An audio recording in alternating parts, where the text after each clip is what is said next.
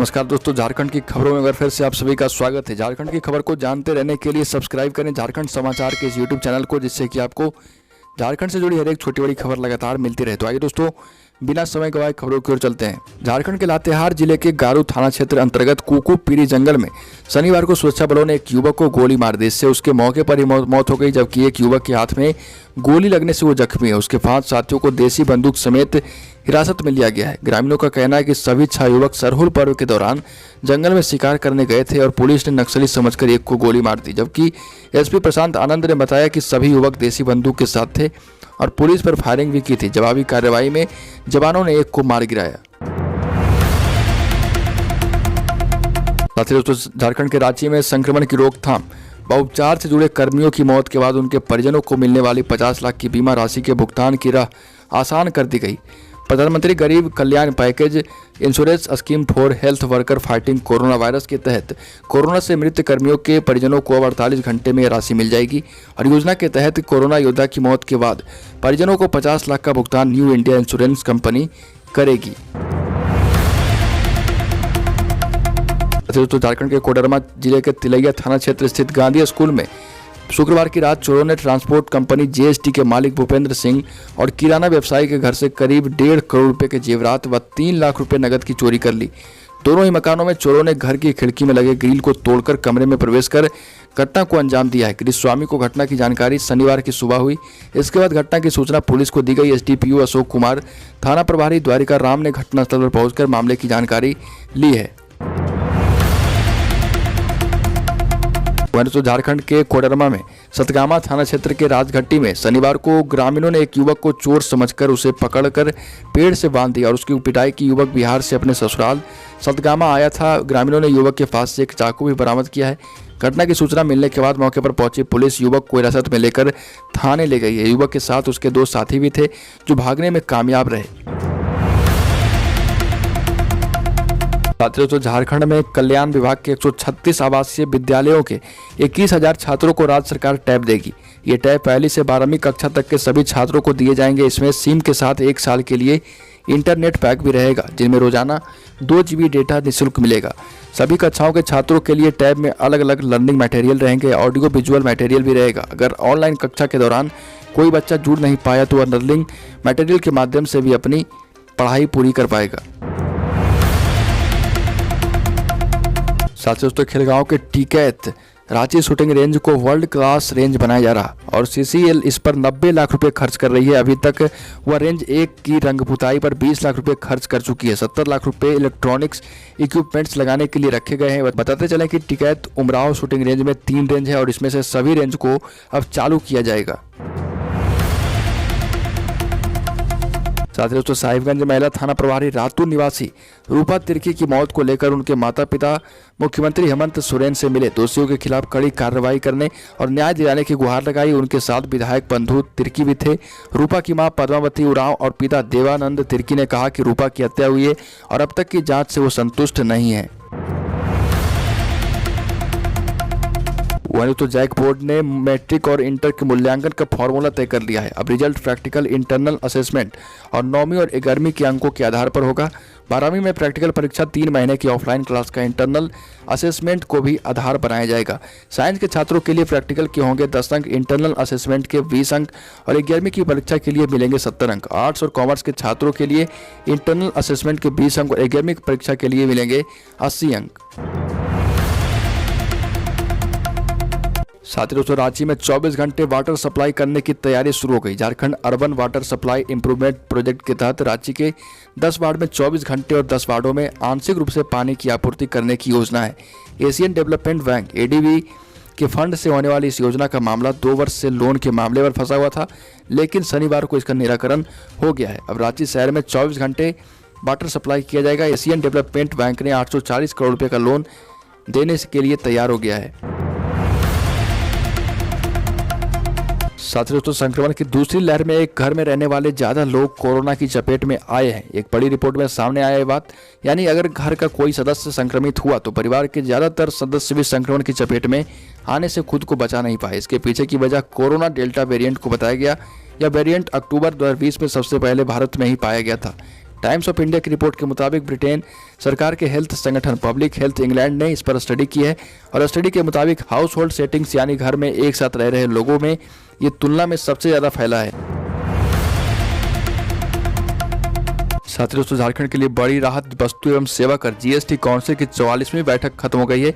वित्त मंत्री निर्मला सीतारमण ने बैठक में फैसलों की जानकारी देते हुए कहा कि बैठक में ब्लैक फंगस के दवाओं पर टैक्स को खत्म करने का फैसला किया गया। इसके अलावा संक्रमण से जुड़ी दवाओं और एम्बुलेंस समेत अन्य उपकरणों पर भी टैक्स की दरों में कटौती की गई है। बैठक में कोविड की वैक्सीन पर 5% जीएसटी को जारी रखने का फैसला किया गया। जीएसटी दरों में यह कटौती सितंबर तक लागू रहेगी। दोस्तों, झारखंड के गुमला में वसिया थाना क्षेत्र को शनिवार की देर रात पुलिस ने तेतरा जंगल से 2 पेशेवर अपराधियों को गिरफ्तार किया है। गिरफ्तार अपराधियों में पालकोट थाना क्षेत्र के टेंगरिया गांव निवासी वासिल इंदरवार व खजूर टोल निवासी नेहरू नायक शामिल है, जबकि 2 अपराधी पारस सिंह और मालवाड़ी सिंह दोनों ग्राम कोंसला थाना पालाकोट अंधेरे का फायदा उठाकर भागने में सफल हो गया। पूछताछ में आरोपियों ने बताया कि चारों लोग क्षेत्र के एक झोला छाप डॉक्टर के घर डकैती करने की योजना बना रहे थे। झारखंड में कोरोना वैक्सीन की बर्बादी जारी है। अब तक यहां वैक्सीन के 1 लाख डोज बर्बाद किए गए। हेल्थ डिपार्टमेंट के मुताबिक राज्य को अब तक वैक्सीन के कुल 57,15,600 डोज मिले हैं, जिनमें से 47,32,426 लोगों को वैक्सीनेट कर दिया गया। गुरुवार रात तक राज्य में 8,29,680 डोज बचे हुए हैं। इस लिहाज से झारखंड में 1,53,494 डोज बर्बाद हुए। वह वैक्सीन के वेस्टेज पर केंद्र और राज्य में डेटाबाजी फिर से शुरू हो गई है। गुरुवार को हेल्थ मिनिस्ट्री की तरफ से बताया गया कि झारखंड में वैक्सीन के 34% डोज बर्बाद हो रहे हैं।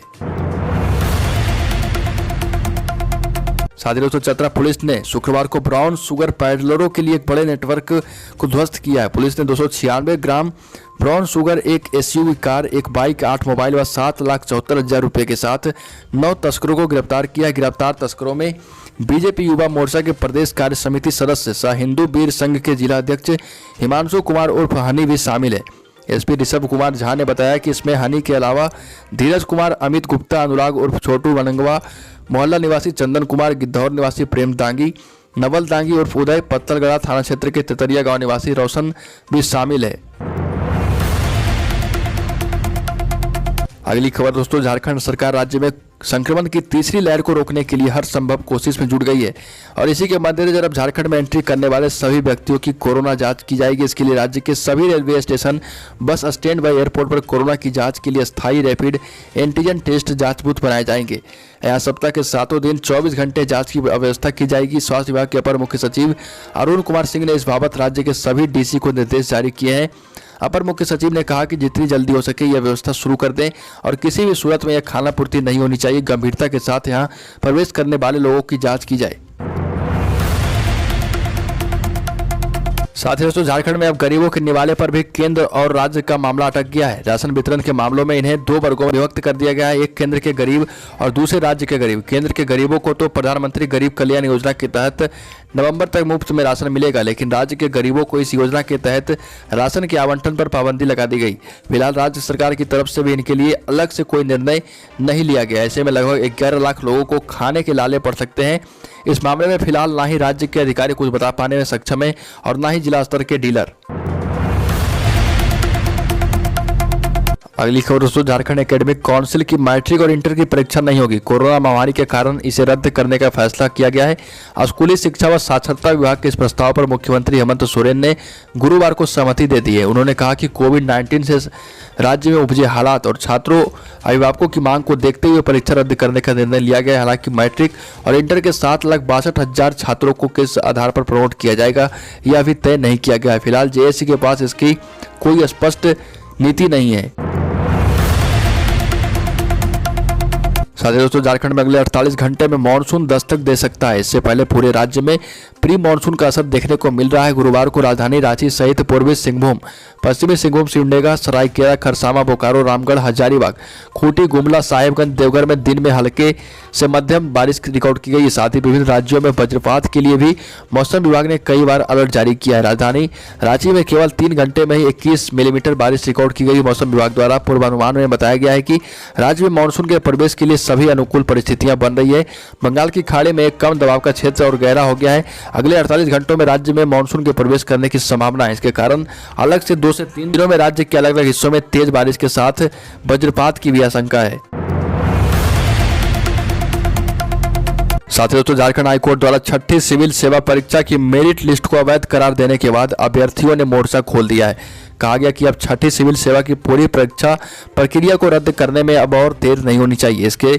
इसे रद्द कर नए सिरे से नियुक्ति विज्ञापन निकाले जाएं। साथ ही इस गड़बड़ी के लिए जिम्मेदार अफसरों को दंडित किया जाए ताकि भविष्य में फिर कोई ऐसी गड़बड़ी ना कर सके। अभ्यर्थी इस तमाम इरादों से वाकिफ है और कहा कि परीक्षा रद्द नहीं हुई तो उग्र आंदोलन किया जाएगा।